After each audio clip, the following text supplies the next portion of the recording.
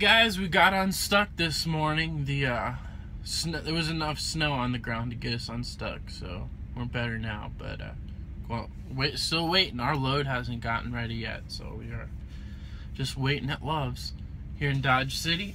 I wanted to do a quick video while I'm waiting. I had a question last night about guys starting Roadmaster, and he wanted to know what kind of questions should I ask when I talk to recruiters.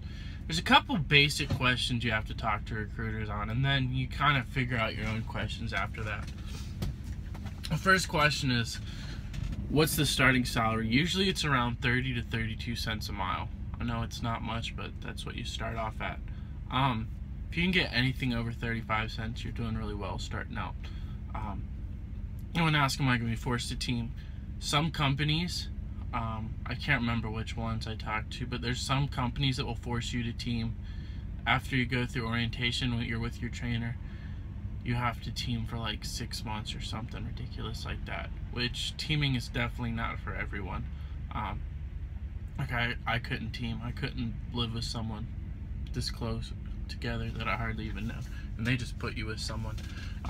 So yeah, that's not a good idea, especially if you're starting out, because you're kind of trusting someone else with your life when you're driving and you're asleep and they're driving, and it's not a good thing. All right, so what else?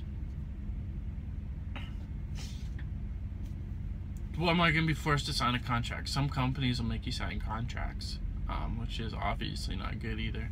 I mean, you don't ever want to sign a contract when you're starting out, unless it's like a lease contract. If you are signing a lease contract, make sure you can get out of it with 2 weeks. Don't ever sign a lease contract that you're stuck in. Don't sign any kind of contract in trucking that you're stuck in unless you know what you're doing and you're confident. It's not even like, oh, you see money signs, oh, I think I know what I'm doing. No, when you're starting out, you really don't know what you're doing. And so make sure you don't sign a contract unless you can get out of it with little to no penalty. And definitely don't want to sign one as a company driver. It's a contract starting out. Ask if you'll be given forced dispatch. New York City is a mess, and you don't want to go to California. A lot of companies, when you're starting out, will force you to do dispatch. Wow, that sounded sick. I don't know if you could hear that Dixie horn there, but yeah, you don't want to go to New York City or California, so make sure, if you have to, you have to, but if that's a little bit lower on the list, but try not to get forced dispatched. If everything's looking good and one has forced dispatch and one doesn't, take one that doesn't. That's pretty much it for questions. After that, you can kind of start thinking of your own questions. It's best to write them down. I would get like a sheet of paper. It depends on how many you want to talk to, but if you just get a sheet of paper, like a notepad or a sheet of paper, and just write down the question, then write like Trans Am, Warner,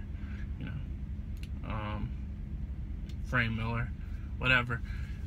Just get those names down there and what each one says, and then make a little chart and tally them up. That's the best way to do it. I wish I would have done that, but hindsight's 20/20. So, alright guys, don't forget to subscribe. It's right there, I'm almost positive, but if not, wherever it is, subscribe, like, comment. Everything you do helps get this community going.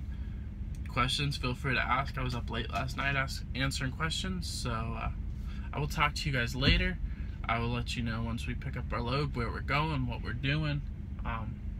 So I will see you guys later. Stay positive and keep on trucking.